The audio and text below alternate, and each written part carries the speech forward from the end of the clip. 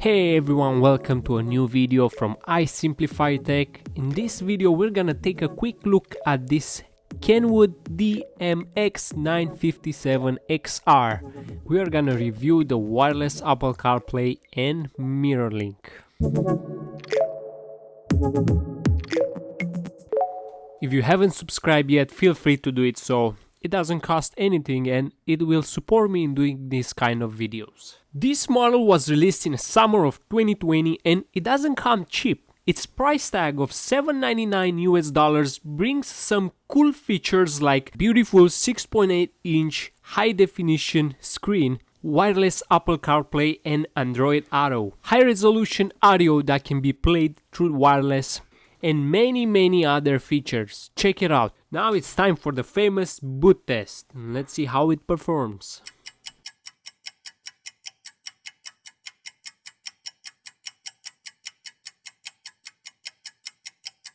Not the fastest unit I ever seen, but it's quite understandable because of the amount of feature this unit has. Now I want to do another quick test and see how long it takes for the wireless Apple CarPlay to kick in.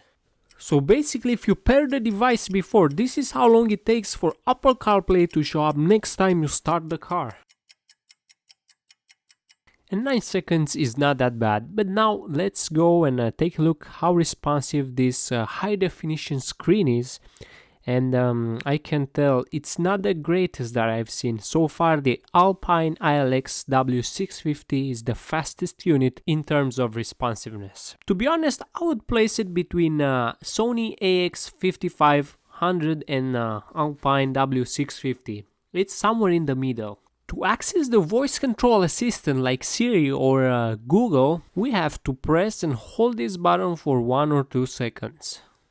The menu button is gonna bring a quick access menu where we find the screen adjustment, and I really like this. You can adjust the backlight, the contrast, black point, brightness and colors. So basically you can adjust the colors of the screen, which is pretty nice. You can also turn off the display and quick waking it up just by tapping back the screen. Pressing the camera icon is gonna switch to a camera screen. Since we don't have any camera connected to this unit, it won't show anything. By the way, this unit supports a HD backup camera, which is pretty nice. It's gonna bring a high detailed image. Pressing and holding the cam button is going to bring the display adjustment screen, which is very helpful if your car has a lower mounting position.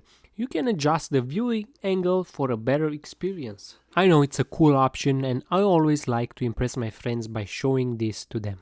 Going back to quick access menu and pressing the setup icon is gonna take us to the main setup menu, which allows you to turn some features on and off, such as Apple CarPlay or wireless setup. Speech quality adjust will let you adjust the microphone settings, such as noise cancellation and input gain. Display section is gonna give us the option to turn on and off the dimmer, and also my favorite feature is the key color, which will let you customize the key color so that way you can match the car dashboard. And the scan option now is not gonna scan for your car color, it's just gonna randomly switch between colors. You can also change the wallpaper or use your own. In the user interface section, you will find basic settings like date, clock, time zone, and language. Nothing special here. So let's go to the camera.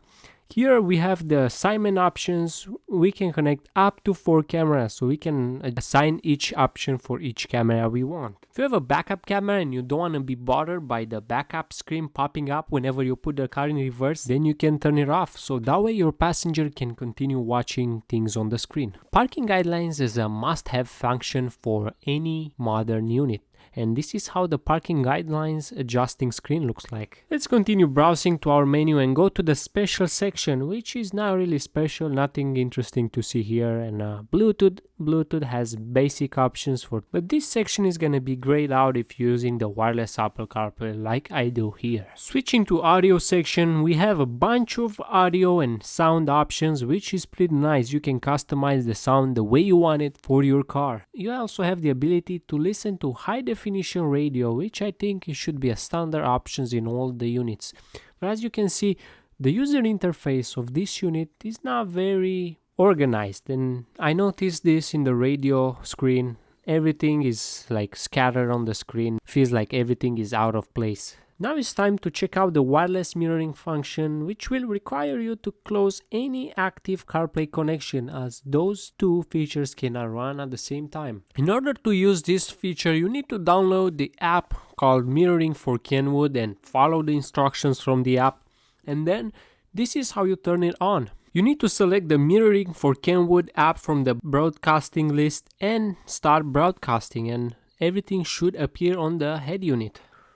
Unfortunately, you will not be able to control your smartphone by touching the head unit screen. Basically, this is just the mirroring options. Whatever is on the phone screen is gonna show up on the head unit.